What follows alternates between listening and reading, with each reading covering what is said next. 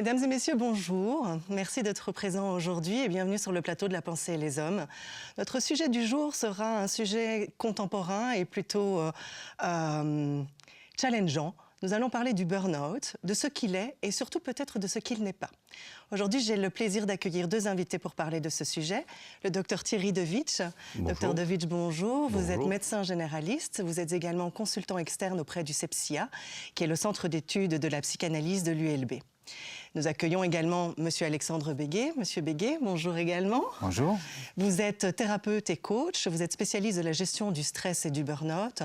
Vous travaillez en milieu hospitalier, mais également en milieu privé. Vous êtes également intervenant auprès du CEPSIA pour les séminaires du burn-out. Et vous enseignez également à l'Université de Paris, particulièrement en école d'ingénieur, où vous enseignez à vos étudiants les risques psychosociaux dont font partie le burn-out. Alors, entrons peut-être directement dans le vif du sujet. Le burn-out, docteur Devitch, vous êtes médecin généraliste, vous êtes en première ligne quelque part pour accueillir ces patients qui sont atteints de cette pathologie. Est-ce que c'est vraiment une pathologie? Pouvez-vous nous dire ce que c'est exactement que le burn-out? Alors oui, c'est une pathologie. Il faut savoir que d'après les derniers chiffres de l'INAMI fin 2023, sur les 500 000 invalides, ça veut dire une personne qui est en incapacité de travail depuis plus d'1 an, 25% de ces personnes présentent des problèmes qu'ils appellent psychosociaux, entre guillemets. Donc essentiellement la dépression et le burn-out. Ça représente quand même 125 000 personnes, ce qui est beaucoup. Et pour l'INAMI, ça a un coût d'à peu près 2 milliards d'euros par an, rien qu'en indemnité. On ne parle pas ici du coût que ça représente pour les entreprises de perte de productivité et des éventuels frais de traitement de ce burn-out. Donc ça, c'est pour mettre un petit peu les choses au clair sur le nombre de personnes qui sont concernées. On ne fait pas la différence dans ces chiffres-là entre burn-out et dépression, mais c'est le global. Maintenant, quand on demande si c'est une pathologie, oui, forcément, c'est une pathologie. Et pourtant, l'OMS y a refait une nouvelle définition il y a quelques années qui ne parle pas de maladie. Donc le burn-out n'est pas reconnu comme une maladie. C'est une pathologie ou même un phénomène lié au travail. Et ils n'en disent pas plus. Et la définition officielle, c'est un syndrome résultant d'un stress chronique au travail et qui a été mal géré. Pas géré avec succès. On n'en dit pas plus. On ne dit pas qui le gère mal, mais c'est bien, les mots importants, c'est stress chronique et travail. Ok, donc on parle d'un syndrome d'épuisement général, alors, c'est bien ça? On parle d'un syndrome d'épuisement général. Il faut avoir, parce qu'on aime bien avoir les critères objectifs pour toutes les pathologies, il faut avoir un épuisement, c'est plus de la fatigue, c'est vraiment un épuisement profond, physique et psychique.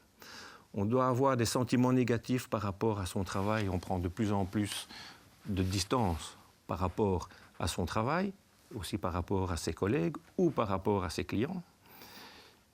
Et on découvre qu'on devient de plus en plus cynique au travail.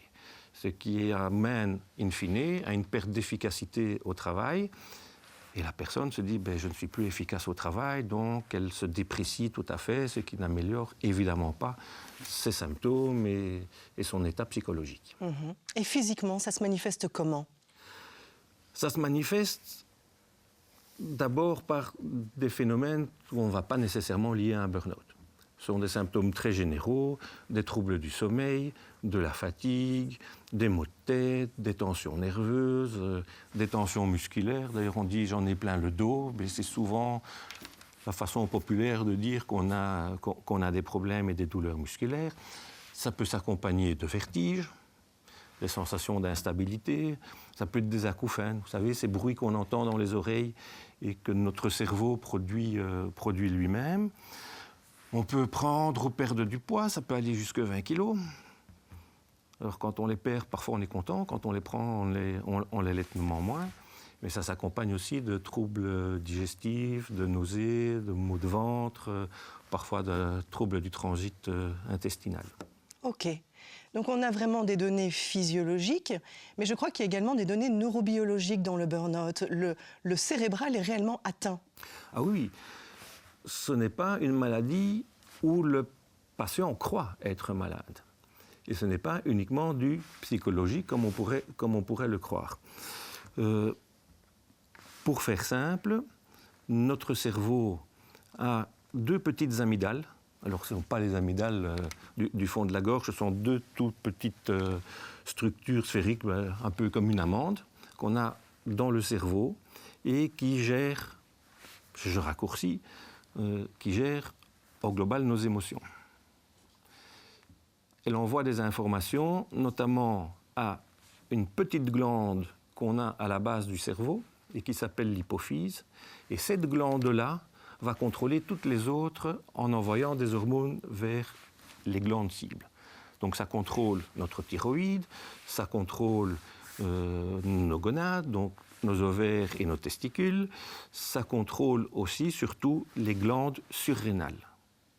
Les glandes surrénales sont 2 glandes surrénales au-dessus du rein et qui produisent comme hormone principale le cortisol et l'adrénaline. Quand on est en burn-out, notre cerveau réagit de façon telle à inonder le corps de ce cortisol et de cette adrénaline. Donc le cortisol, il va agir sur notre sensibilité au sucre et on risque de développer du diabète. C'est pas très bon pour les os, ça peut provoquer de l'ostéoporose, d'où des douleurs musculaires et des douleurs articulaires et osseuses. Ça peut provoquer des problèmes d'immunité. Notre système immunitaire diminue, il est beaucoup plus faible et on attrape toutes les infections, tous les petits virus qui passent. On a une tendance à s'infecter plus facilement. Dans certains cas, ça peut même aller au-delà des simples contrôles des virus et bactéries. Et de l'autre côté, l'adrénaline, elle va donner, on connaît bien les rôles de l'adrénaline, ça va nous booster, ça peut donner de l'hypertension artérielle. L'hypertension artérielle elle-même peut provoquer des accidents vasculaires cérébraux, donc ce qu'on appelle les thromboses, ça peut provoquer des infarctus. Et ce que l'on voit aussi, ce sont des problèmes purement de nervosité, d'anxiété. Crise d'angoisse. Crise d'angoisse, parfois crise de panique, liée à un surplus d'adrénaline. Ça peut aussi malheureusement provoquer des troubles du rythme cardiaque, des palpitations, ça c'est pas trop grave, ça peut déclencher ce qu'on appelle des fibrillations auriculaires, ça veut dire le cœur ne bat plus régulièrement, avec toutes les complications que peut entraîner une fibrillation auriculaire. Mais je ne vais pas rentrer trop dans les détails. Donc le burn-out, finalement, c'est bien plus que ce qu'on croit. Et ce n'est pas finalement un truc juste psychologique, comme beaucoup encore le pensent. Est-ce que c'est quelque chose qui peut toucher n'importe qui? Ça touche n'importe qui. Tout le monde peut être sujet au burn-out. Maintenant, il y a quand même des petits signes particuliers de personnes qui sont plus sujettes au burn-out que d'autres. Ce sont des personnes qui généralement sont des battantes. Elles veulent tout bien faire, elles sont perfectionnistes, elles veulent toujours donner le meilleur d'elles-mêmes. Et parfois, ces attentes sont un peu trop élevées.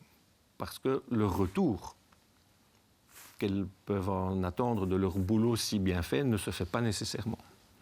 Il y a quand même quelques professions qui sont particulièrement à risque, et ce sont toutes les professions qui ont un contact avec le public. Il y a forcément les enseignants, il y a les forces de l'ordre, les soignants. On estime que malheureusement 50% des soignants sont sujets au burn-out. Et de tout ce qu'on a dit maintenant, ce ne sont que les personnes qui consultent. Parce qu'il y en a beaucoup qui ne consultent pas. Alors justement, quand ces personnes arrivent chez vous et qu'elles consultent, que vous diagnostiquez finalement le burn-out, quel est le traitement, la solution que l'on apporte à ces patients? Les personnes qui arrivent dans nos cabinets, le médecin généraliste, il a quand même l'avantage de suivre généralement les personnes sur le long terme et peuvent détecter des signaux qui vont faire penser au burn-out. Parce qu'on n'a pas toute la panoplie en même temps. Ça s'étale dans le temps, parfois sur des années, où on va avoir par-ci, par-là des symptômes, et puis on va arriver à les mettre tous ensemble. Le gros problème, c'est que souvent le patient est dans le déni. Ils trouvent toujours le moyen de dire « oui, je suis fatigué, mais je dors mal. Oui, j'ai des troubles alimentaires et de l'acidité, mais c'est parce que je mange trop tard le soir. » Donc, quand ils arrivent, c'est qu'ils vont vraiment très mal. Ils ont tiré l'élastique, et puis paf, l'élastique a cédé et ils se retrouvent dans les cabinets. C'est un peu comme un électrocuté. La première chose à faire, c'est qu'il faut couper le courant. Avant de toucher à l'électrocuté, on coupe le courant. Puisqu'on sait que c'est un problème lié au travail, la première chose à faire, c'est mettre ces personnes en arrêt de travail. Et puis, on va pouvoir commencer à envisager le traitement. Déjà, il faut leur faire comprendre qu'ils sont en burn-out, ce qui n'est pas toujours facile. Et puis, le traitement, c'est essentiellement multidisciplinaire. On ne s'en sort pas tout seul. Quand je dis on ne s'en sort pas, nous les médecins, on ne s'en sort pas tout seul. Ou si on essaye de le faire tout seul, on va vraiment priver le patient d'un tas d'outils et d'un tas de traitements efficaces. Parfois, les médicaments sont indispensables. Je dis bien parfois. Quand on ne dort plus pendant des semaines, quand on est angoissé pour tout, quand on est dépressif au point de ne plus vouloir se lever et se laver, il faut bien prescrire des médicaments, soit anxiolytiques, soit généralement des antidépresseurs qui peuvent jouer sur les deux tableaux. Et puis, on passe à des personnes dont la formation est vraiment bien spécifique dans ce domaine-là. Mais ça, je crois que c'est M. Béguet qui sera plus compétent que moi pour cet aspect-là. Alors justement, M. Béguet, vous êtes spécialiste de la gestion du stress et de l'accompagnement du burn-out. Vous voyez quasiment que ce type de patient. Dans quel état arrivent les patients chez vous? Le docteur De Witsch nous dit que, justement, les patients, la plupart du temps, sont en déni complet. Donc, je suppose qu'un des premiers travaux à faire avec eux, c'est ce travail d'acceptation de ce qui est en train d'arriver pour pouvoir, finalement, à un moment, commencer à avancer. Comment est-ce qu'on travaille là-dessus? Comment est-ce qu'on amène quelqu'un à accepter presque l'inacceptable? Alors, c'est une très bonne question. Déjà, en effet, comme le docteur De Witsch l'expliquait au départ, il y a un déni en tout cas vis-à-vis de la situation dans laquelle se trouve la personne en burn-out. Pourquoi un déni? Parce qu'en fait, aussi, déjà, ce qu'il faut comprendre, c'est que la personne s'est adaptée pendant un long moment, c'est ce qu'on a dit précédemment aussi, à sa situation. Elle s'est suradaptée même. Et en fait, cette suradaptation, évidemment, quand on s'adapte à une situation, on ne s'aperçoit plus que notre situation n'est pas finalement stable et saine pour nous, justement.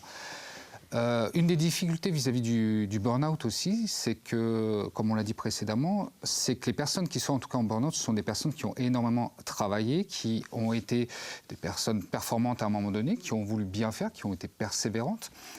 Et de se dire que leur système jusqu'à présent qui leur permettait on va dire, d'être convenable ou correct dans leur boulot, finalement n'est plus bon, c'est quelque chose qui est compliqué. C'est-à-dire que la personne, finalement, tout ce qu'elle a mis en place, eh bien, s'effondre un petit peu, n'est pas la bonne chose. Et donc ça, il va falloir se remettre en cause. Et évidemment, une remise en question, quelle qu'elle soit, c'est toujours un peu compliqué. Donc l'acceptation, en fait, va passer par plusieurs phases. On parlait du déni, en effet, au début. Et lorsqu'on est dans un déni, lorsqu'on va s'arrêter, on va passer par plein d'émotions différentes. Alors, des émotions assez simples, sans trop rentrer dans le détail, mais telles que la peur, la colère, la tristesse, d'être déjà dans cette situation. Et un des premiers points que l'on voit aussi quand les patients arrivent au départ, c'est qu'ils sont ce qu'on appelle aussi en marchandage de j'ai pas envie de m'arrêter, le docteur les a mis en arrêt et c'est fondamental, hein, comme disait le docteur De Witsch juste avant. Donc, alors souvent au début on fait des arrêts courts parce que c'est des gens qui ont pas l'habitude du tout de s'arrêter, souvent. Donc on les arrête 1 ou 2 semaines pour commencer, hein, c'est ce qu'on voit fréquemment. Et puis bien sûr, c'est loin d'être suffisant. Mais là, le rôle à ce moment-là, en tout cas, quand les patients viennent me voir à ce moment-là, c'est de leur expliquer que ça va prendre un petit peu de temps de se remettre. Alors les temps sont très variables. Donc ça, c'est une des premières questions aussi que les gens posent. En combien de temps je vais aller mieux? Il y a beaucoup on peut faire plutôt des approximations. Il y a des gens qui sont en pré-burnout, qu'on appelle en burn-in, qui vont s'arrêter à peu près 3 mois, qui est assez court. un arrêt assez court. Et puis sur des moyennes, on peut partir sur des 6-9 mois d'arrêt. Ça, c'est des moyennes, hein, le 9 mois est quand même assez courant. Le rôle à ce moment-là, donc, par rapport à l'acceptation, ça va être, on va y aller progressivement, parce que là, tout ce que je décris, on ne peut pas immédiatement l'expliquer à la personne, ça risque d'être un coup près. Donc, soit certaines personnes peuvent l'entendre, on va en parler avec eux, soit ce qu'on va leur expliquer, c'est que l'idée, c'est avant tout d'être accompagné de manière globale, hein, comme le disait le docteur De Witch juste à présent, donc évidemment avec le médecin, et puis avoir un suivi psychologique en tout cas pour les aider à remonter petit à petit la pente. Et déjà en premier lieu, ce qui est aussi intéressant à noter, c'est que les personnes sont en train de s'effondrer. Le burn-out, en effet, alors la définition, en tout cas française, la traduction française peut être intéressante dans le sens de on brûle de l'intérieur et de l'extérieur. Et comme toute personne aussi qui est brûlée, c'est pas parce qu'on enlève sa main du feu immédiatement que tout s'arrête. Ça va continuer à brûler un peu à l'intérieur, ça va continuer à chauffer. C'est ce qui se passe pour la personne. Finalement, quand elle s'arrête, elle continue à s'enfoncer aussi. Et ça, c'est très compliqué à percevoir et à interpréter, pour la personne en tout cas. Donc, l'un des rôles du thérapeute à ce moment-là, c'est de l'accompagner dans cette descente pour amortir sa chute en fait, pour qu'elle ne se sente pas seule, ça va être fondamental, et progressivement qu'elle accepte. Mais donc l'acceptation, ça peut prendre du temps. On va avoir une acceptation, je dirais, psychologique, ou en tout cas où on va prendre conscience que ça prend du temps, ça c'est un premier point. Mais après, il y a une acceptation plus globale de « je dois changer aussi, je dois évoluer mon comportement ». Et ça, c'est une deuxième type d'acceptation qui peut prendre là plus de temps. Alors, dans la première vague de descente, quelque part, on essaye d'amortir la chute le plus possible du patient. Je crois que parallèlement à ça, vous travaillez également quand même déjà à certains outils pour leur permettre d'essayer de se stabiliser, ou en tous les cas que la chute soit le moins forte possible. Le docteur De Witch nous expliquait qu'il y avait un afflux de cortisol. Cet afflux de cortisol va avoir un impact sur notre système nerveux central et donc va surexciter notre système orthosympathique et va donc désactiver le système parasympathique qui n'arrive plus à faire son rôle de gestion du stress. C'est notre fameux nerf vague finalement qui se crache complètement au sol et ne remplissent plus son job. Il existe des techniques pour pouvoir retonifier ce système parasympathique. Je crois que vous pratiquez ça avec vos patients. Alors oui, tout à fait. En effet, sur la première partie, en fait, le burn-out aussi est consécutif à un stress chronique, donc un stress qui s'est étalé sur de nombreux mois et généralement plutôt même de nombreuses années. Et en fait, il y a un fort impact physiologique, comme on l'a décrit précédemment, et notamment aussi vis-à-vis du nerf vague. En fait, il y a plusieurs façons, en tout cas, de retonifier ce nerf vague. C'est de travailler notamment sur la respiration. Alors, on utilise plusieurs outils. Il y a des fameux outils qui sont comme la cohérence cardiaque, où on adopte un certain rythme de respiration. Au niveau de l'inspiration puis de l'expiration, on va compter sur certains temps. L'idée, en fait, on travaille de manière différente là-dessus. L'idée, c'est de permettre à la personne, en tout cas, de reprendre sa propre cohérence cardiaque. Donc, il y a des exercices, en effet, qui vont être échangés avec les patients dès les premières sessions, pour juste qu'ils se sentent déjà apaisés un tout petit peu dans leur corps. Alors, par exemple, un exercice que je donne très régulièrement sur les premières séances, c'est en fait de respirer juste simplement 10 fois, d'avoir 10 cycles de respiration. Et à la fin de ces 10 cycles de respiration, au rythme du patient, juste de ressentir comment la personne se sent. Et la plupart du temps, les gens expliquent que juste avec ce court instant de 10 respirations, elles se sentent un tout petit peu, juste détendues, relâchées. Et donc cet exercice, en fait, on va le reproduire plusieurs fois par jour pendant un mois et demi au début pour retonifier le nerf vague. Et on va avoir des résultats, en tout cas, sur cette première partie qui va impacter au final le stress et l'anxiété que la personne peut avoir. Donc, d'une certaine manière, on permet au patient de retrouver un petit peu de contrôle par rapport à ce qui lui arrive. Ça doit être assez rassurant quand même dans le process de rétablissement aussi. Oui, absolument. En tout cas, sur cette partie, ça c'est fondamental, c'est de retrouver des sensations qu'elle n'avait plus depuis un certain temps. En tout cas, de restabiliser. Voilà, c'est en fait, en plus, quand je parle de restabiliser, on va jouer sur plein d'aspects différents parce que le stress, évidemment, ça va beaucoup impacter nos émotions. Et là-dessus, les émotions vont aussi pouvoir être un peu mieux régulées. Alors, comme on le disait aussi tout à l'heure, c'est fondamental, dans certains cas, d'avoir un appui médicamenteux. Il est souvent indispensable. Il est souvent indispensable, en effet. Mais c'est pour ça qu'on travaille aussi de pair avec le médecin. C'est fondamental aussi de ne pas faire juste une thérapie, entre guillemets, ou de faire juste, d'aller voir juste son médecin traitant et d'avoir juste des médicaments. Parce que, après, ce qui va être intéressant, c'est aussi, une fois qu'on a remonté la pente, c'est comment on va faire différemment pour éviter une rechute, de retomber dedans. Oui. Donc on apprend à comprendre qui on est, à comprendre ses process. Intervient également très fort dans cette pathologie-là la question du sens. Très souvent, l'objectif quand même de la thérapie, c'est aussi un moment de pouvoir reprendre pied dans la société, reprendre pied professionnellement aussi. On a des gens qui restent dans leur travail, on a des gens qui vont vouloir changer complètement parce que toute la question du sens, justement, a évolué. Ça fait partie aussi de votre travail, cette question du sens. Comment est-ce qu'on accompagne les patients par rapport à ça? Qu'est-ce que vous observez, vous, en consultation? Alors, en effet, ça c'est la phase suivante. Une fois, en tout cas, que le patient est stabilisé, se sent mieux, on va travailler sur son comportement, en tout cas. Un point sur lequel je n'ai pas mentionné, en fait, on va travailler sur ce qu'on appelle la responsabilité du patient. Ça veut dire que l'état dans lequel il est dépend de plein de facteurs. Il y a des facteurs externes sur lesquels on ne va pas pouvoir toujours agir. Si son environnement est toxique, par exemple, on ne va pas agir directement sur son environnement. Mais on va agir plutôt sur lui, ses capacités, éventuellement, en effet, à changer, là c'était par rapport à cette question, à changer d'environnement parce que ça ne lui convient plus, par exemple. Donc, de travailler avec lui sur le sens, sur qu'est-ce qui fait sens pour lui finalement, pourquoi il allait trop loin, qu'est-ce qui a été trop épuisant pour lui. Peut-être qu'il a épuisé toutes ses ressources dans le domaine dans lequel il travaillait et que lui, à ce moment-là, n'y trouvait plus de sens. Donc, on va l'aider à se repositionner différemment, en effet, à réfléchir grâce notamment à ses ressources.